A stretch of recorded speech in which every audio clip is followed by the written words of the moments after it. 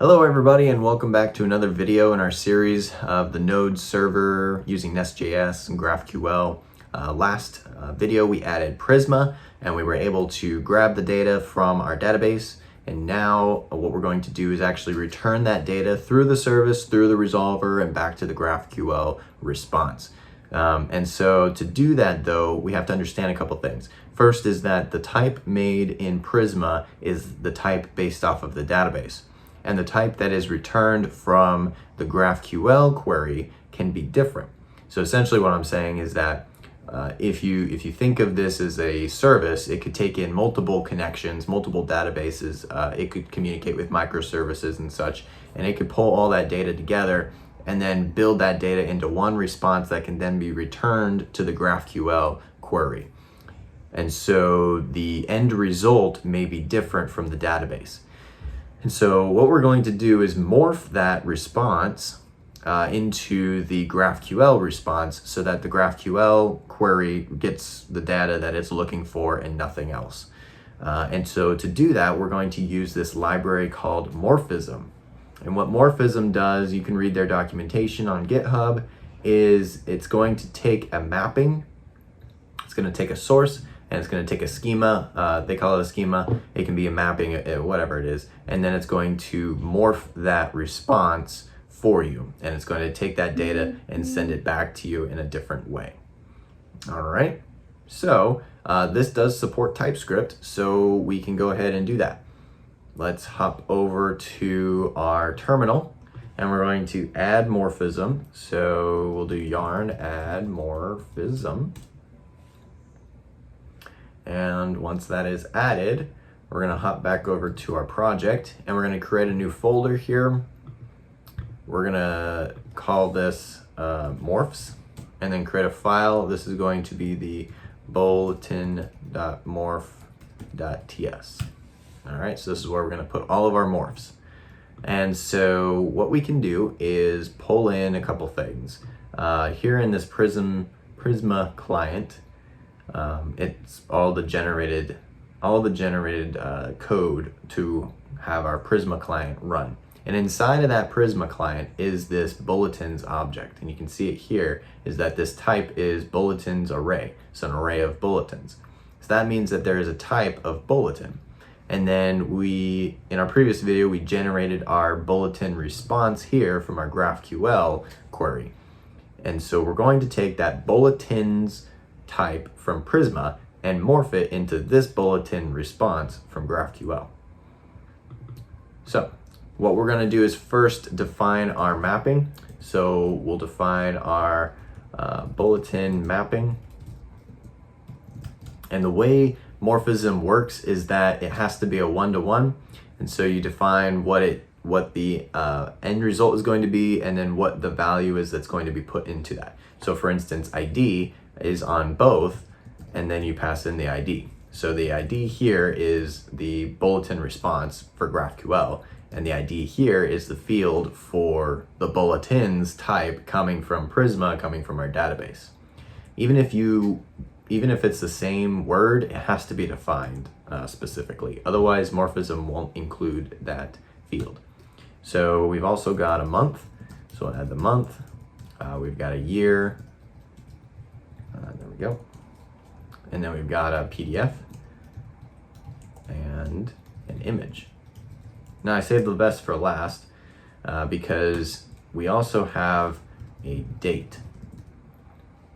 And the date isn't just going to be the date, because the date for the bulletins response is a string, while the date coming in from the database is actually a date time. It's a string, but it's not formatted. And so we're going to format it here. And here is how we're going to do that, is with a library called DayJS, day.js.org. You can look at their documentation here as well. This is a replacement for Moment.js. Moment.js is wonderful and it's great. And there are some things in Moment that you can do that DayJS can't do, or it's a little bit more complicated to do in DayJS, but DayJS is a lot smaller, yet it has all the basic functionality. And so we're going to come over here to display format, and you can see here where you just define it like Moment, and then you can format it, and it's got its formats here. So we're gonna go ahead and do that. We're gonna add yarn add DayJS. And then back to our code, we're gonna go ahead and import that, import all as DayJS from DayJS. Great. So now this is a string to string mapping here, but this can be an object, or this can be a function. All right. And inside here would be your source, and our source is of type bulletins. Now, bulletins is automatically included from our client, and this is the type. You can see it here. See how date is a date, and we want date to be a string. So now we've got our source. We can even change this to date with curly braces. And now let's go ahead and return a DayJS value of the date dot format, which is going to return us a string, and then we're going to format it with the 3 letters of the month, and then we're going to do the date number and the year. If I got our formatting right, it would be okay, so it's a capital D. There we go. All right, so now it's going to return that string. So this is the wonderful thing about Morphism, is that you can open this up and do a function here, and you can calculate totals. You can return all kinds of data here into this field on the response. So now let's go ahead and import our Morphism. We're going to do Morphism from Morphism. We're also going to import a strict schema, and you're going to see how that works here in a second. So let's create a function. Our function is going to be called morph bulletin.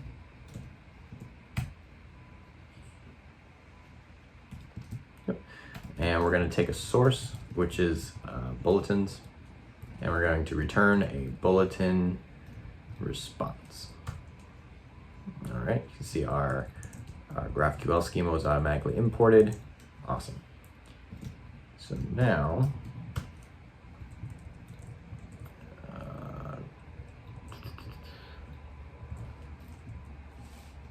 in here, we can return a morphism, and it's going to be a strict schema. And the 2 properties here is going to be the return result, which is going to be the bulletin response, and then the source object, which is bulletins. Okay, and then you're going to open it up. You're going to pass the mappings, which is bulletin mapping, and then you're going to pass the source. All right, so what we've done here is we've defined a function. We need to export that function. And we've defined the source, which is of type bulletins, and the return object, which is bulletin response. And then we're going to call Morphism, and we're going to strict schema it to the bulletin response, and bulletins is the source. We're going to pass in our mappings and then our source object, and we're going to return back the bulletin's response. All right, and then inside that mapping here, we are changing that date from a date to a string. That way, a formatted string, no less. That way they can, the GraphQL can see it in the formatted version. So now that we've got that all set up, we can hop back over here to our service. And here we've got our bulletins, which is an array of bulletins.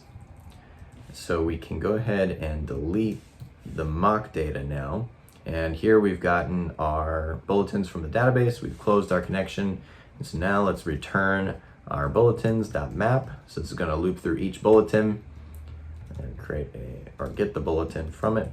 And then we're going to return the morph. So we can import our morph here for all as bulletin morphs from source morphs bulletin morph.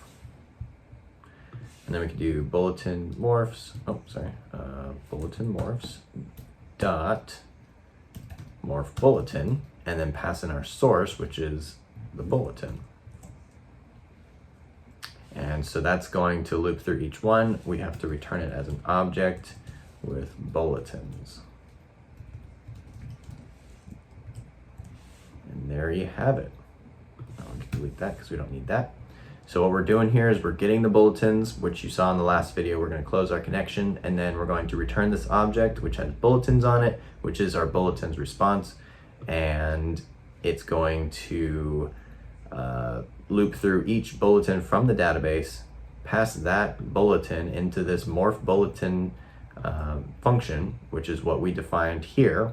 And it's going to morph it, and it's going to send it back down through the return result. So let's go ahead and start it up and see if this works. So we're going to run yarn start :dev, so that if we make a mistake and need to change something, it will refresh our server for us.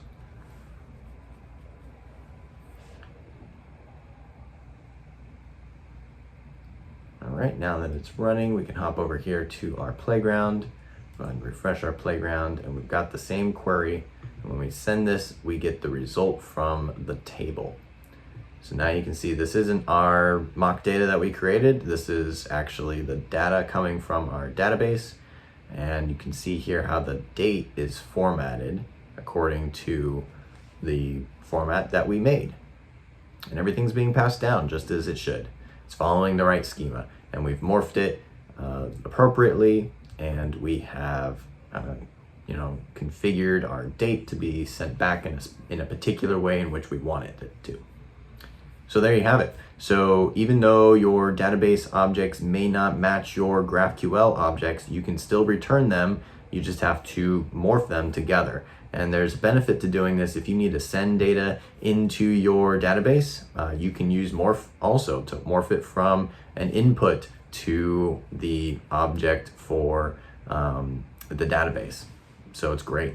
Morphism is great. DayJS is great. It's very small. You can see here it's 7.5 kilobytes, 3 kilobytes gzipped. So these are both great libraries that you should definitely use if you're looking to do stuff like this. So now that we've got all this together, we can start to piece it all together and start on our UI. So continue watching our videos, and I hope that they are help to you. Thanks, and take care.